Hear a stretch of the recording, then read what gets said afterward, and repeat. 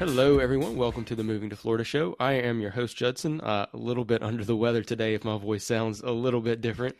I can hear it. I don't know if you guys can. I can fix that in post. No worries. No one will know you're sick. That is my co-host, Mohit Badlani there. Mo Money. Mo Money today. And, hey, we are also joined by a repeat guest, Elyin Perez of Ace Lending. Welcome, Elyin. Thank you guys for having me again. Always so much fun to hang out with you guys. Never a dull moment. Hey, man. Thanks for absolutely. Well, yeah, for sure. Hey, so we do have a fun listener question that came in last week, and as Mo and I were kind of discussing it, we said, we should really get Elyin on to talk about this with us because I think that would be helpful. But first, before we get to that, Elyin, I wanted to see, we just had a new program pass here in Florida, the, if I get it right again here, Hometown Heroes Housing Program. Just wonder if you can tell us a little bit about that quickly. Yeah, absolutely, man. No, absolutely. We're just reading up on it. It's brand new, but the big things that I'm aware of at this point is that it officially launches June 1st. Obviously, it's going to be for what they call hometown heroes. Forgive me for that. But the big deal, from my understanding, is that the list normally is very selective, like firefighters, police officers. And this time it's really opening up to teachers, nurses, CNAs, a lot more diversity on that list. So more people can qualify for it. So that's one of the big differences from my understanding that it is. The other part of my understanding is you can combine this with conventional VA, FHA, or USDA loans. So that's another big help there. And you can get up to whichever, you could say the lower of the two, up to 5% of the purchase price, all the way up to $25,000. Wow. That's so big. Definitely big help. It is not free money, just to be clear, but you don't have to pay it back while you're paying on the loan. It sits there as what we call a piggyback silent loan. Okay. Basically means it's on there. You're not paying on it. You only pay it back if you refinance or sell the home with the profits of the home. Okay. But no actual payments being made towards a loan. So the good thing is it's not increasing your monthly payment during the time you're making that mortgage. So let's say you did get $25,000, and how long do I have to stay in the home and then sell it and not worry about paying it back? Or is there a stipulation? It's on there, that silent loan. No. So from what I've read so far, that silent loan on there is for the full 30 years. Oh, okay. Yeah, but as I mentioned, with the way rent are and the way appreciation is, the idea is that appreciation is going to offset that cost anyways. Right. Especially with the home prices going up the way they are. Yeah, exactly. I mean, we're talking about well over 20% year over year at this point. Yeah. On average. Yeah. Right. Absolutely.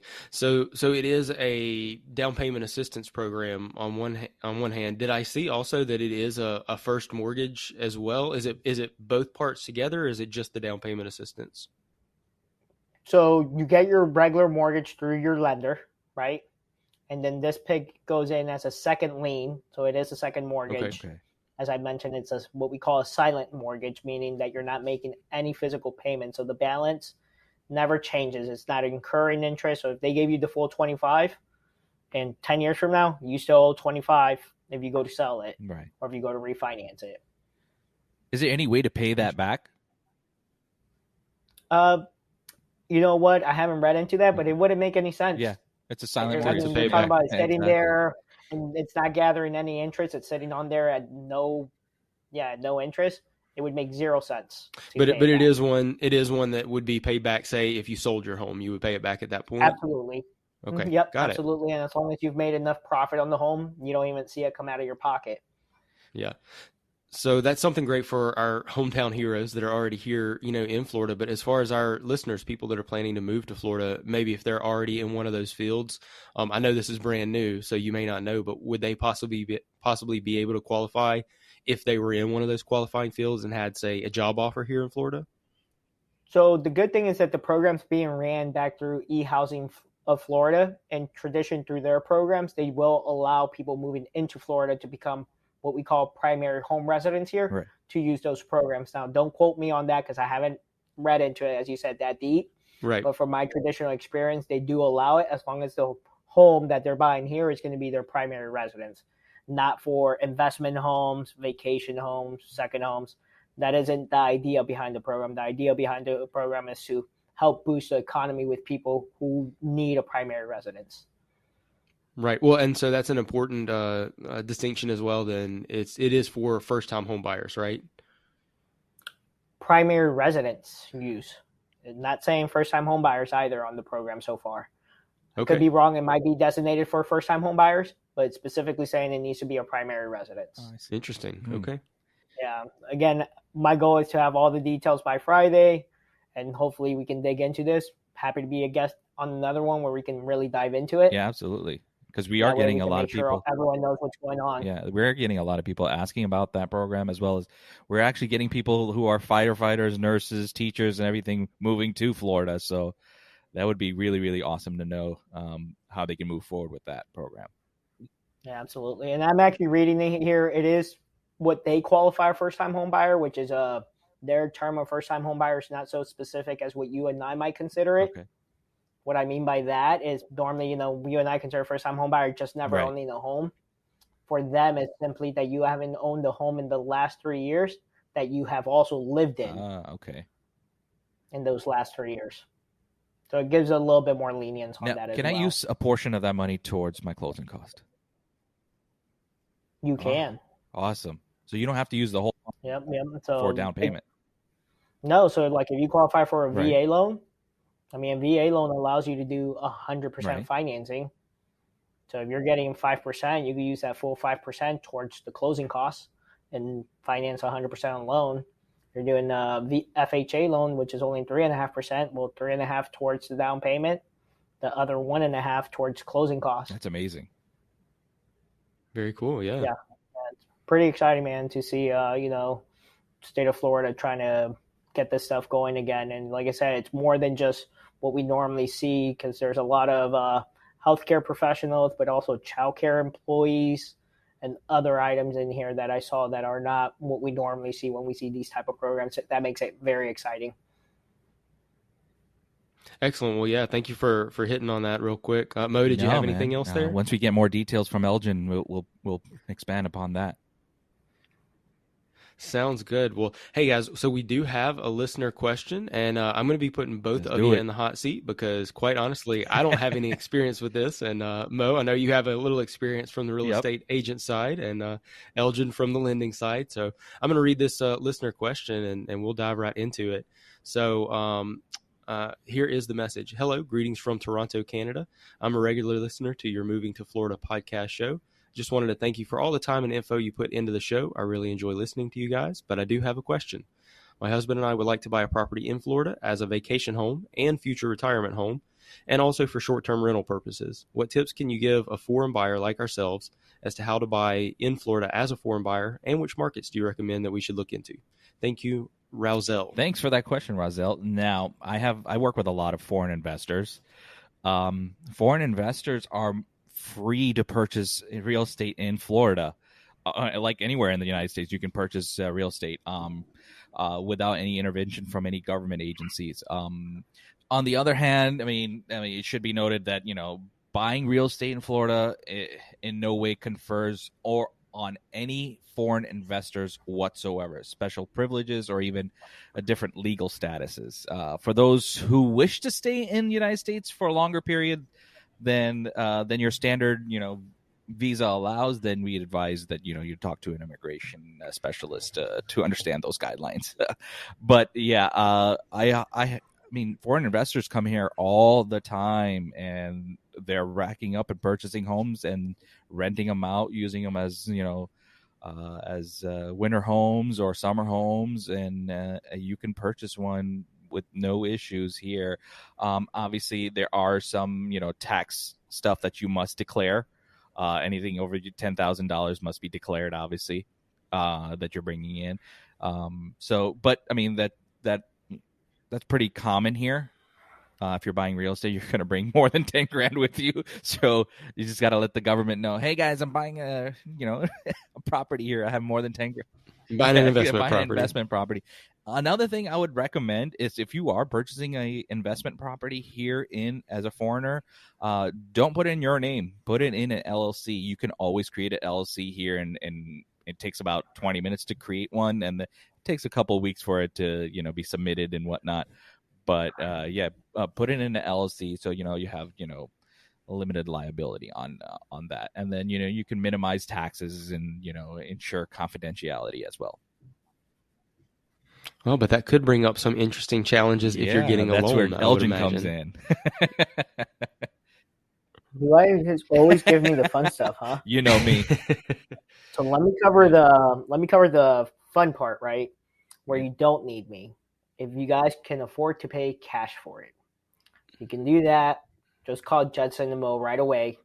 You don't need me at all. But we need you time Right. to time. Oh, of course. But I'm just saying, if they can pay cash for it, Yeah. then that's easy. If they can open up the LLC, I think that's absolutely a great recommendation. Yeah. Obviously for, as you mentioned, liability stuff, obviously consult an attorney so they can guide you on Right. doing it the right way. But that's absolutely recommended. From there comes, if you can't buy it right away cash, then there's really 3 different ways that we can go around it. And I say 3 different ways with financing because here myself, I offer 2 different foreign national programs that are just underwritten differently. The great thing about someone from Canada is that basically their visa or their passport right away automatically allows them to enter Right. the U.S. So we don't need any additional documentation on that, and that makes life easy. So I'm actually going to skip first the programs I offer because I'm also, the goal on this podcast is that we want to help people just do this, whether Right. they use us or not. And one of the best ways is if you have a relationship with your bank in Canada. A lot of banks in Canada will lend for property in the U.S. Oh, that's cool. Interesting. And because you already have a relationship with them, and because you have your credit established there, they can verify your income in Canada. The reality is most of the time you will get better terms just going through your Canadian bank if they do lending in the U.S. That is as blunt as I can be. That will give you the best deal, right? Now, reality is not every Canadian bank does this. And maybe the terms are not as favorable as I'm mentioning because, again, lending's changing all the time. What I'm talking about is based on my recent experience, right? Because we just had rate hikes here in the U.S. and, we've had inflation for quite a bit for the last few months. Maybe that will change in the future when someone's listening to this podcast and our terms are much better. So it's always best to always compare. That's also the reality of it. So that's definitely the first route I would touch is touch your local bank if you have a relationship there. And this is obviously someone specifically in Canada. We do foreign nationals from all over, right? And every country is going to have different rules, different visa qualifications, different passport qualifications based on the relationships they have with the U.S., right? Okay. So that makes a big, big difference as well. Once we get that out of the way, I'll talk about the first program because the first program is the easiest. The first program is actually pretty straightforward, guys. Believe it or not, we don't dive deep like we do here in the U.S. There's no verification of credit. There's no verification that they own anything in their country.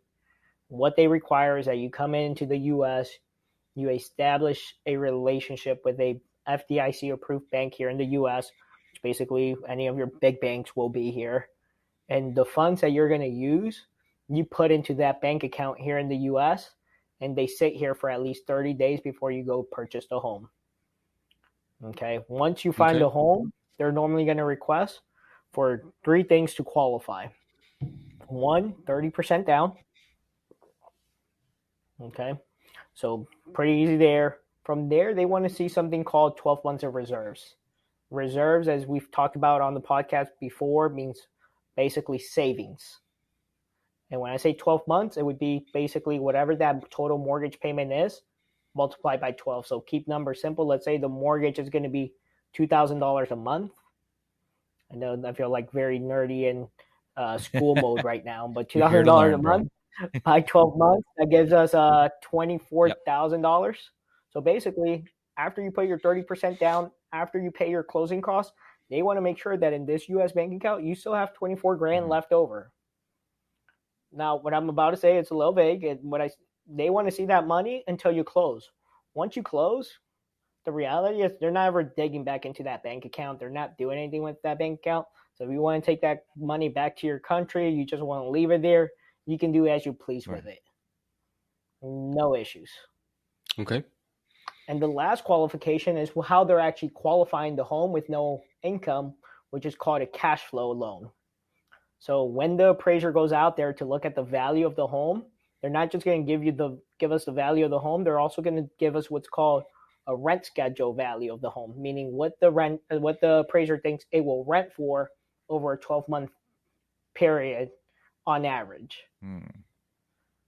And as long as that number comes in equal to or a dollar more than the mortgage amount, so in this scenario, $2,000, they approve the loan. So it's actually super straightforward, very easy, as long as we work ahead of time by coming to the U.S., opening up the bank account, getting the money transferred over, and there's no issues. And those loans typically close in 30 days or less. Cool. Excellent. I would not have imagined it would be that easy, honestly. Yeah. Yeah, man. Most people don't. But when you think about it, the way they're guaranteeing themselves is they're having as I say, the individual put 30% down. Right. So that right away, worst case scenario is, let's be real, they don't pay. Well, the bank keeps the 30% they got up front. Plus, now they get to resell the property. And if the property went up in value, they make bank. So the risk is very minimal. And by ensuring that it's going to rent itself out, you're good to go, right? And so for this individual that sent over the question, they mentioned that, hey, we want to use it to also vacation in. So I think that's a great way to start because you could use it as an Airbnb, right? And well, Airbnb it out to yourself for the weeks or times you want to come down. You block it out for yourself. And the rest of the year while you're in Canada, go ahead and, rent it out and make your money. So I got a question for you there, Elgin. You mentioned that the appraiser is going to look at it and see what it rents for. That's really how they're verifying that they're going to be able to pay the mortgage on it. Are they only looking at the long term, like a monthly rental on that, or if it was? They got to go the most conservative route. That's a great question. Absolutely, okay. They're not going to run a Airbnb schedule on it. They're just doing what are rents going for 12 months. Long-term rentals in the area for right. Property. So it's a very simplistic form of appraising that instead of Airbnb. Yeah, it's the most simplistic when it comes to that. Yeah, because it's just straightforward. It's super conservative. It's not diving into cost. It's not diving into cost of running the reality of even running a long-term rental, right? Because with the long-term rental, you have occupancy, vacancies, you have repairs. So it's as simple as it can be. So they truly make it easy. Yep. Okay, got it. Well, and it sounds like from your answer there, it sounds like the investor's intended use doesn't really matter. However, they intend to use it, whether it's as a vacation home, a short-term rental, a long-term rental. Is it all the same as far as the loan product? As long as the loan product as long as the initial goal is for it to be an investment, we're good. Right. Okay. If they're saying, look, we're going to move into it right away as a primary, that's a whole nother ball game. But that's not where we're referring to here because most of these individuals, it's temporarily, right? Again, long term, it's being paid and life changes. That's different for sure. But up front, absolutely, it doesn't matter if it's short term rental, long term rental, as long as it's an investment for the product, we're good to go. Because you can't have a primary here when you're at the time your job is still in this scenario, let's say in Canada, your primary residence, your whole life is over there, right? And I can open it with the LLC? But it's a great way. You can go ahead and title it under the LLC. But the loan is obviously going to be... The mortgage would still be in the individual's name. The LLC would be, the deed could be in that, which for the state of Florida, on the property and liability purposes, what matters is when it comes to, again, lawsuits and stuff, is where the deed's at. Cool. Not the mortgage. Yeah, so that's product one, guys. So pretty straightforward. And product two, basically, it's the same scenario, other than it gets treated a little bit more like we do here in the U.S., where we're going to ask for Canadian or wherever they're from credit references. So do they have a mortgage, right? And we're going to ask for 3 reference letters that show at least a 12-month or 24-month payment history from their banks.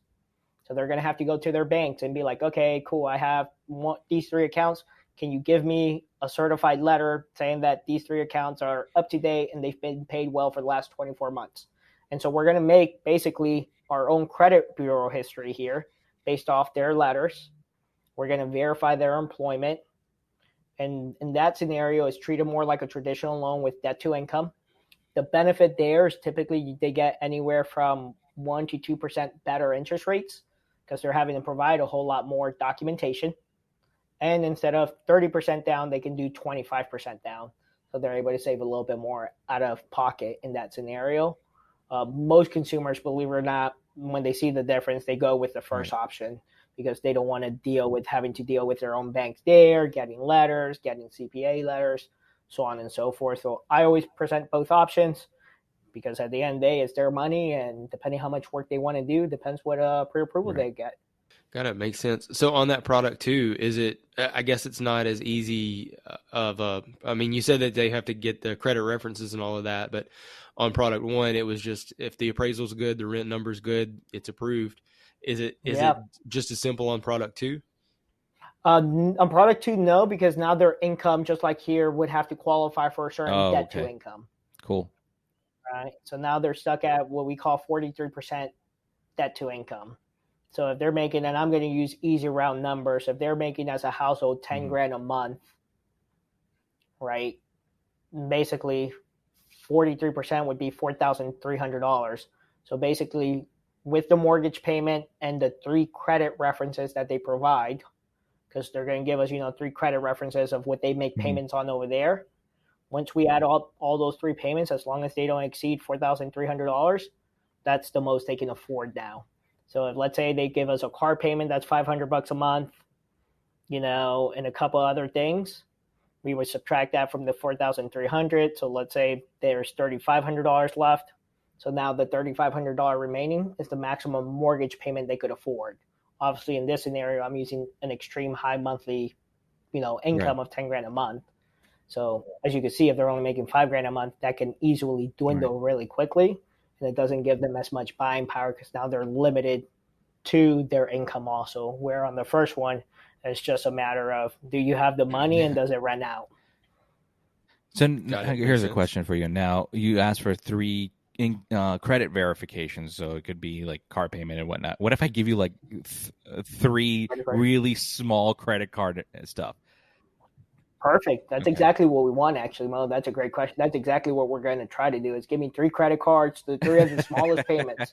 Let's make this as easy, as simple as possible. Yeah, absolutely, right? Is there something that is not going to be used, cannot be used for credit verification? Like a light bill or something? I would say probably a Netflix bill or something like that. Yeah, Netflix. You put that in your credit card anyways. HBO Max, Disney Plus. Yeah, I don't think they're going to give us anything in writing. I know you make the payment, and you've probably had it since it came out, but they ain't giving us anything in writing. Now, how much more longer is this process versus the first process? So I would say once it goes into closing, it's the same. What takes longer is the pre-approval side of it, right?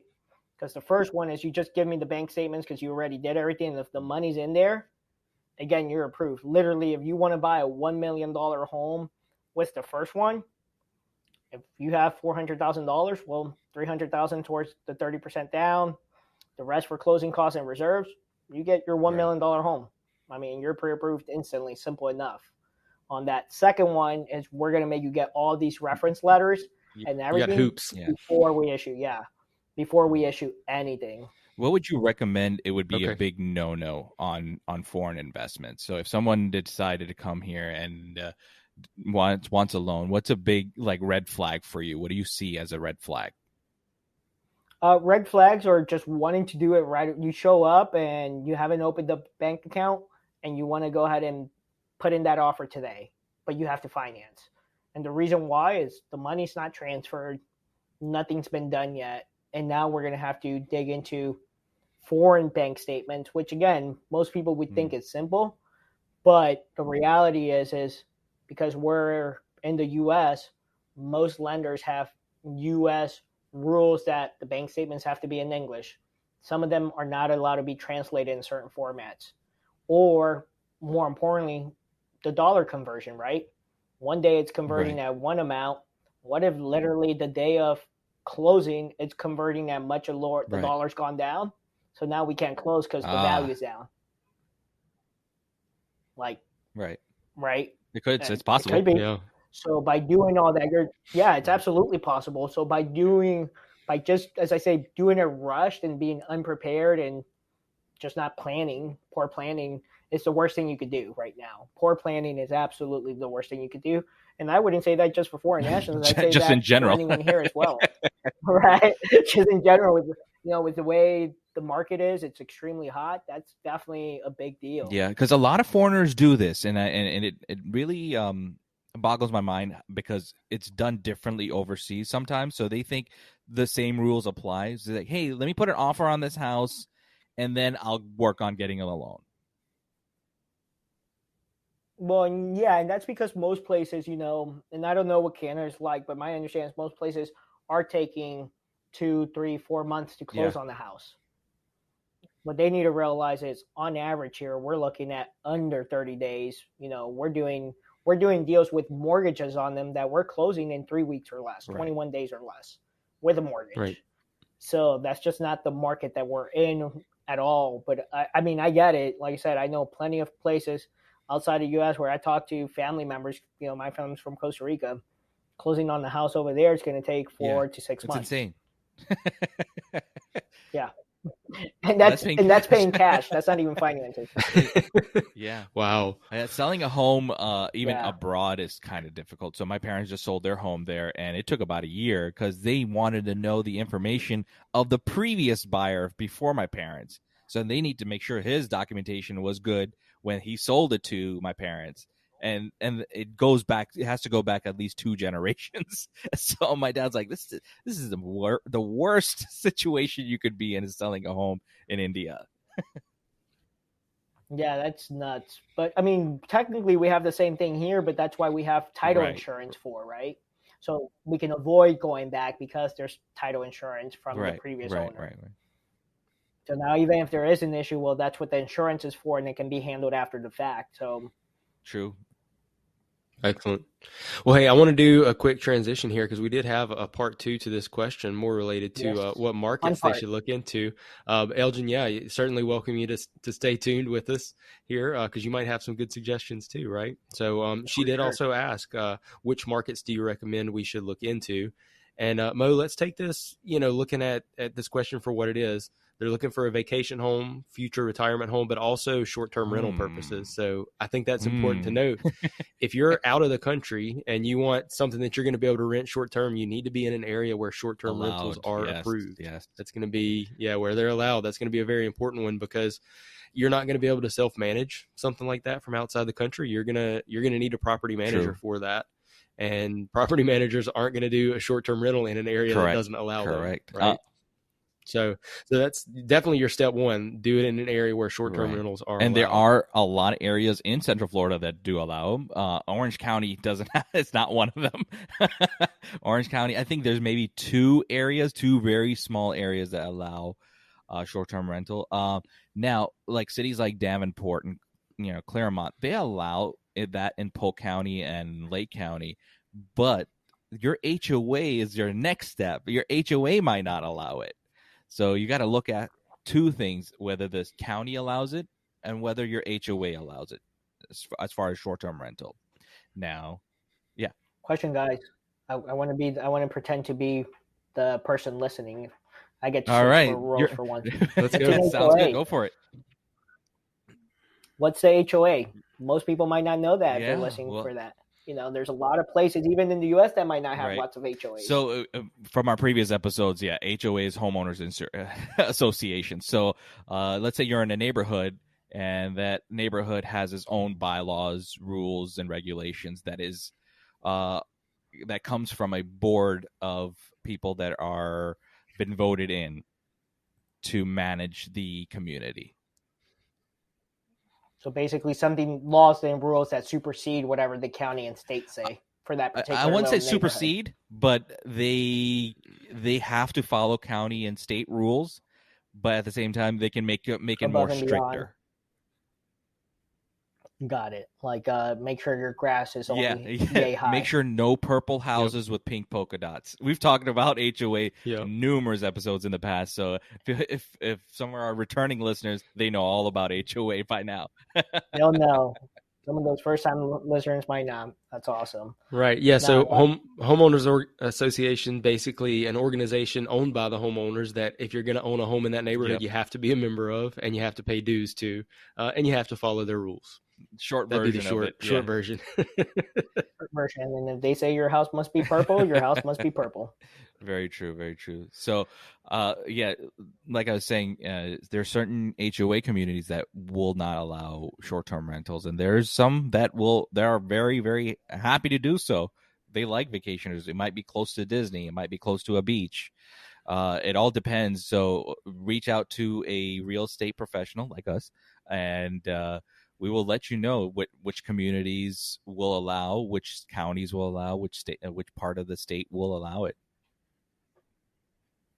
Right, for sure. And, from there, I think it really just depends on what you want. If this is going to be your future retirement home, what are you looking for in that home? What kind of location do you want? Do you want something coastal? Do you want something near the theme parks?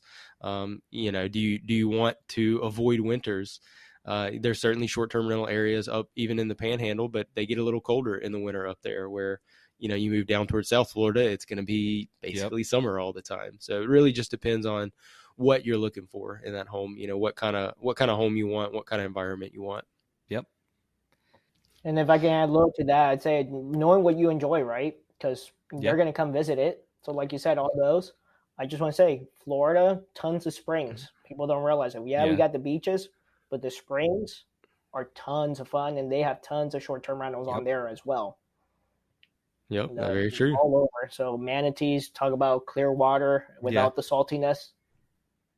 Yeah, it's awesome. Great point. I think that's something we don't mention enough on the show is the springs that we have. It's been a little while since I pulled out the paddleboard. We have a video on Elizabeth in the springs. Oh, back to the alligator video. Well, let's not scare them away by talking about alligators. We're trying to get them away from the sharks by taking them out of the ocean. Now, folks know I'm an indoor guy. That's all right. And I like my theme parks, and that's about it. Judson's the one who's the more adventurous one. I'm with Judson.